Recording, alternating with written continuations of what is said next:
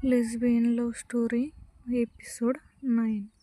तर मागील भागात आपण पाहिलं होतं की वीरा जेव्हा घरी आली होती तेव्हा ती फ्रेश वगैरे होऊन जेव्हा सगळेजण जेवायला बसले होते तेव्हा पण ती अनुकडे बघत होती की तिच्या मनात होतं की जसं की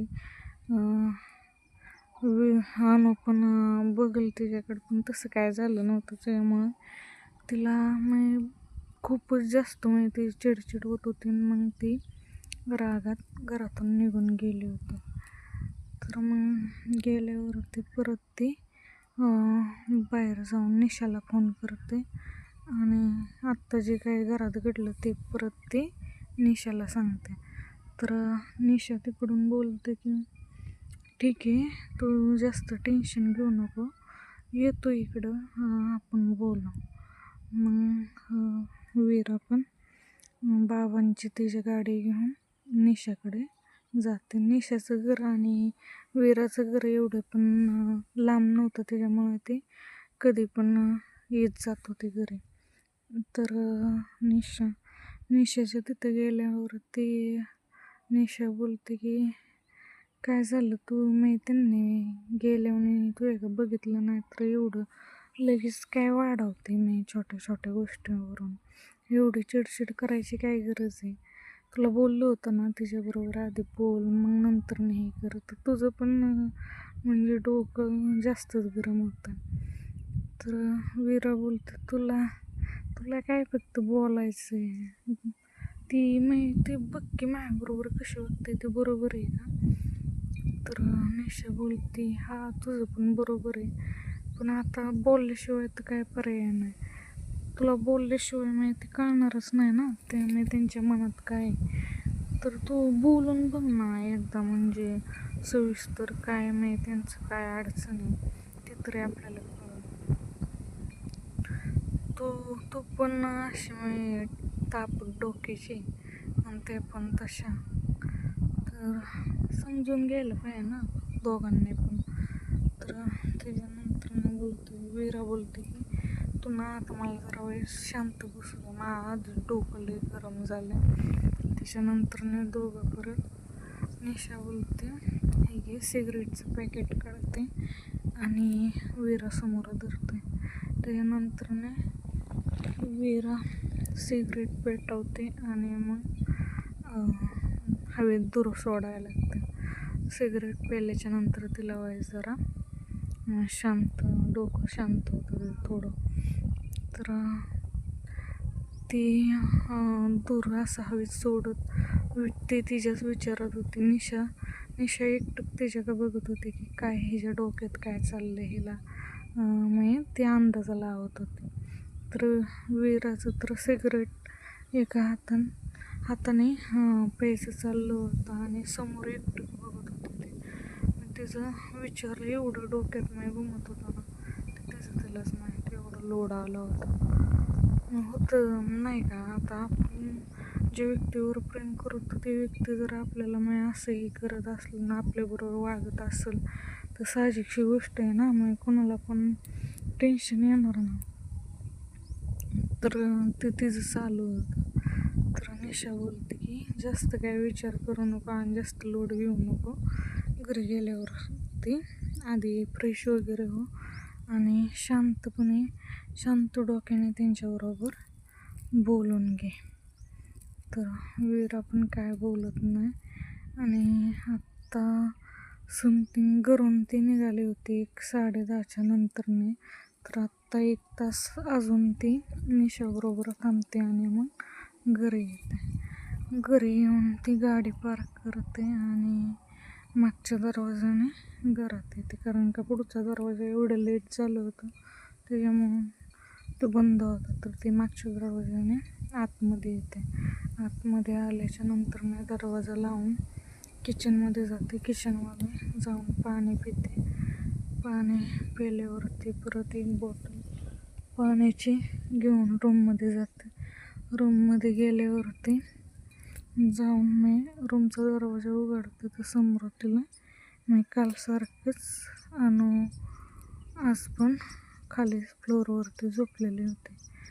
तर तिला तर राग यायला सुरुवात होती. पण जसं तिने निशाने सांगितलं होतं तसं तिला आठवतं की शांत चित्तेने आधी बोलून घे आणि मगच हे कर, डोकं तुझं जास्त गरम करू नको. तर मग ती पहिलं दरवाजा बंद करते, बेडजवळ जाऊन पाण्याची बॉटल ठेवते आणि त्याच्यानंतरने आधी थंड पाण्याने शावर जाऊन घेते.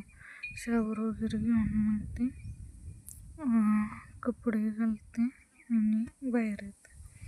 बाहेर आल्याच्या नंतरने तिला मी अनुबरोबर बोलायचं तर होतं, पण मी गाढ झोपत होते त्यामुळे तिला उठूसुद्धा वाटत नव्हतं. मी तिला कशी जरी वागत असली ना बरोबर तरी वीराला तिची काळजीच होते. त्यामुळे ती तिला असा विचार करते की आपण यांच्याबरोबर उद्या बोलू. आता झोपल्यात तर झोप मोड होणार, परत एकदा झोप मोड झाली की मग परत झोप पण लवकर येणार नाही. त्याच्यामुळे ती पण काही बोलत नाही आणि मग ती पण बेडवरती जाऊन झोपते. सकाळी नेहमीप्रमाणे अनुला जाग येते आणि ती तिचं रोजचं रुटीन, मी तिचं आवरून वगैरे किचनमध्ये जाते आणि स्वयंपाकाला लागते. तर इकडं पण वीराला जाग येते. वीरा पण फ्रेश वगैरे होते आणि आज गुरुवार असल्यामुळे वीराला सुट्टी होती, त्याच्यामुळे ती काय आज घरीच असणार होती. आणि ती मग बाहेर येते. हॉलमध्ये आल्याच्या नंतर तिचे बाबा बोलतात की आज तू शेतात जा आणि पाणी वगैरे दे उसाला, मला जरा बाहेर गावी जायचं आहे तर तेवढं कर. तर वीराचा पण नाईलाज होता. आता बाबा पण घरी नाही म्हणल्याने बाबांनी सांगितलेलं काम तर करायला लागणारच होतं. ती पण शेतात जाते. शेतात गेल्यावर निशाचा फोन येतो. तर निशा बोलली का तू बरोबर. तर वीरा बोलते की कधी बोलणार, जास्त करून त्या तर झोपल्या होत्या आणि सकाळी बोलावं म्हणलं तर मी उठायच्या आधी रूमच्या बाहेर गेल्या होत्या आणि परत बोलावं म्हणलं तर बाबांनी शेतात पाठवलं आहे. तू पण ये ना घरी, काय करते काम, काय नसलं तरी ये. तर निशा बोलते हो थोड्या वेळात येते.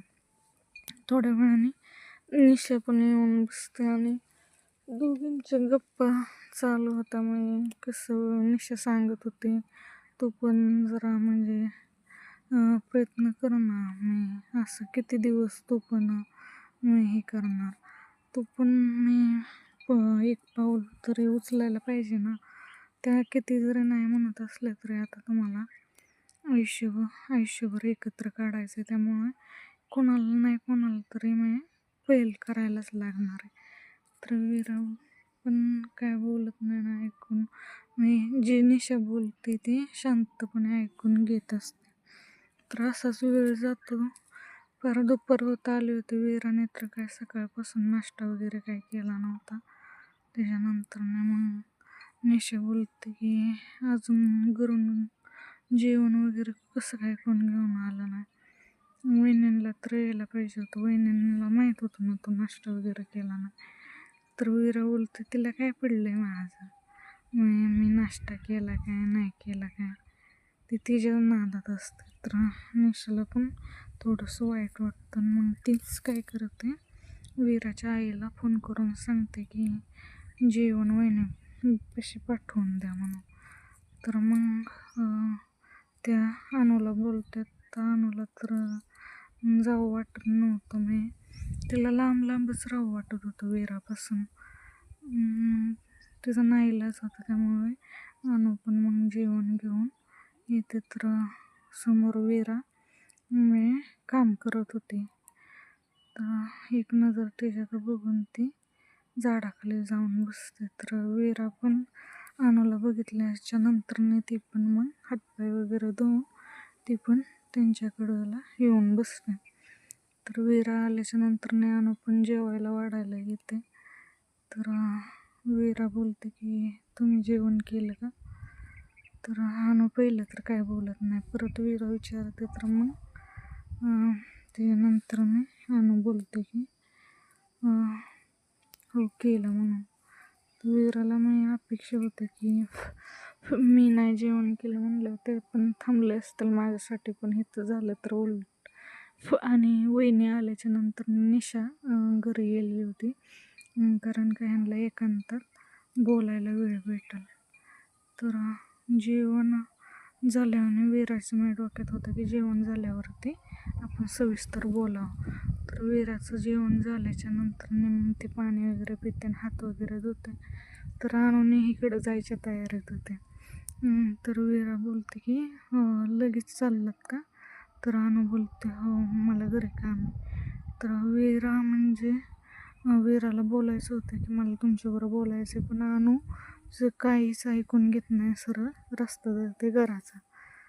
तर हो मंडळी, आपण पुढच्या भागात काय होतं ते, आणि प्लीज सबस्क्राईब करत जा, लाईक करा, शेअर करा, कमेंट करा. कमेंट तर तुम्ही काहीच करत नाही, लाईक पण करत नाही, तर तसं करू नका आणि सबस्क्राईब करत जा.